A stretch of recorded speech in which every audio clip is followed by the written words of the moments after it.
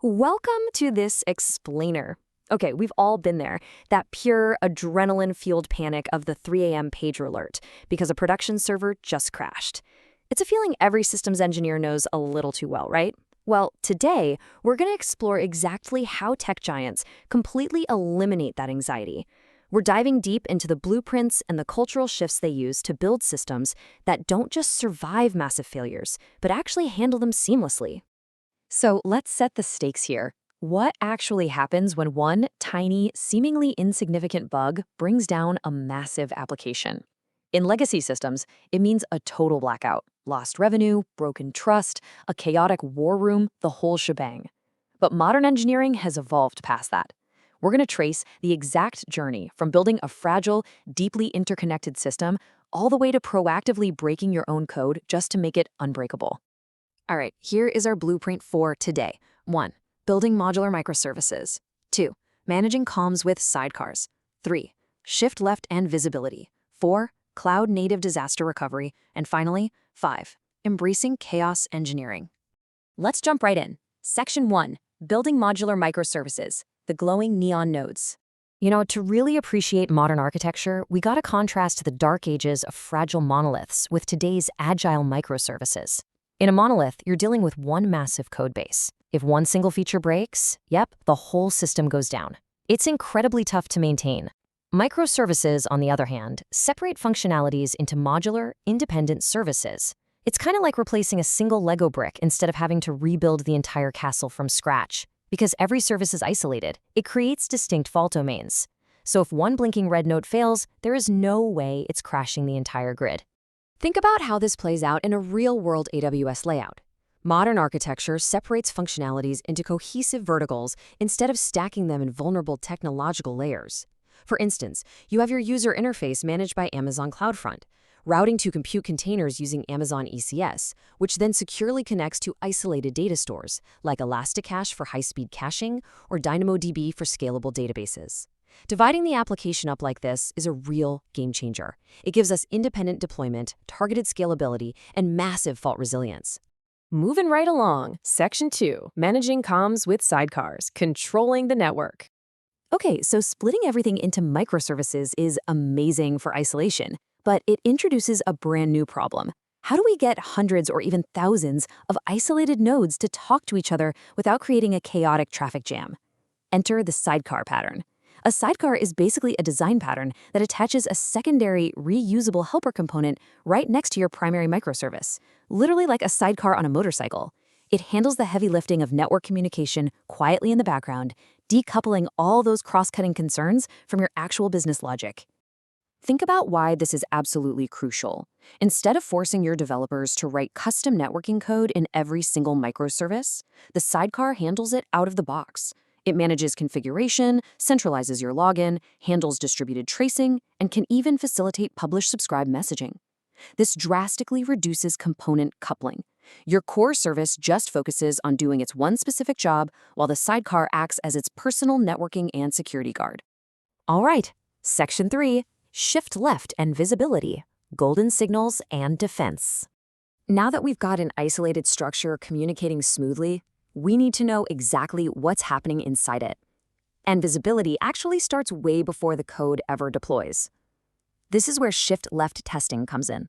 It's the practice of pushing automated continuous testing and security into the earliest possible stages of your development lifecycle. Instead of waiting until the end of a launch checklist to look for risks, you build it in from the jump.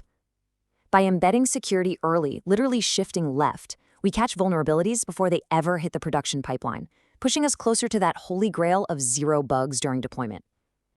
To make sure our delivery is actually healthy, we track visibility using DORA metrics. Deployment frequency and lead time for changes track our speed and efficiency. But even more critical, change failure rate and time to restore service. These metrics link your technical performance straight to business value. They ensure that when things do inevitably go wrong, your stability and recovery speeds are actively protecting user trust. But hey, monitoring isn't just about hoarding data, right? It's about action. As Google's site reliability engineering principles point out, you should never trigger an alert simply because something seems a bit weird. Unactionable alerts just create massive alert fatigue for the humans managing the grid. An alert should mean a human literally needs to investigate, mitigate, and find a root cause right now. If not, automate it or remove it entirely. Next up, Section 4, Cloud Native Disaster Recovery, Preparing for the Worst. So what happens when, despite all our testing and monitoring, a massive regional outage strikes our carefully built grid? In highly regulated sectors like finance, you can't just throw up a maintenance page. You have incredibly strict recovery time objectives, often demanding recovery in under 2 minutes. To hit that, you absolutely need multi-region deployments with automated orchestration. It's a 3-step dance. Input traffic comes in. If a primary region outage happens, a failover DNS resolver instantly detects it. And then traffic is automatically rerouted to a disaster recovery cloud region, completely transparently to the user. During one of these automated recovery sequences, input traffic hits the DNS resolver. By utilizing tools like AWS S3 cross-region replication or Snowflake failover groups, the data in your disaster recovery region is already perfectly synced. This ensures data and operations stay highly available. Half the country's internet infrastructure could have a hiccup, and your users, they might not even notice because your system gracefully routed right around the damage. Which brings us to my absolute favorite part, Section 5, Embracing Chaos Engineering, Breaking the Unbreakable. We've built a resilient foundation, secured the network, and prepared for disaster. Now it's time for the ultimate offensive maneuver, intentionally attacking our own creation. Chaos engineering is all about a fundamental cultural shift. It's about embracing risk and shifting the organizational mindset from reactive to completely proactive. Instead of crossing our fingers and waiting for a failure to see if our microservices and failovers actually work, we proactively uncover hidden vulnerabilities before real users ever experience them. Let's compare the mindsets here. Reactive tracking relies on post-incident reviews, automated alerting, and basically running around firefighting after things break. Proactive chaos uses fault injection. We are talking about tools like Chaos Monkey, deliberately simulating infrastructure failures, latency spikes, and network partitions. We don't just hope our system is resilient, we prove it by dropping a metaphorical bomb on it in a controlled setting. Here is your step-by-step guide to integrating this safely into your lifecycle. First, define your steady-state baseline. What does normal actually look like? Second, inject deliberate faults into staging, or, if you're feeling brave, right into production. Third, observe how your systems handle the turbulence. Did the circuit breaker trip? Did the failover work? And finally, use those observations to improve your fallback mechanisms. And the payoff for this controlled destruction? It's massive. By unleashing Chaos Monkey to randomly terminate instances in production, Netflix proactively validated their auto-scaling and failover mechanisms. The result? They reduced their mean time to recovery by a staggering 35%. Because they practiced failing every single day, when real failures happened, the system handled them like it was just another Tuesday. If you found this breakdown of modern DevOps valuable today, make sure to hit that like button, share this with your team, and subscribe to our Explainer series for more deep dives into the architectures that power the modern web. I'm going to leave you with this final thought as you look at your own infrastructure today. If your system faced an unexpected, cascading failure right now, would it bend, gracefully rerouting traffic and isolating the fault? Or would it break, leaving you waiting for the next 3 a.m. pager alert?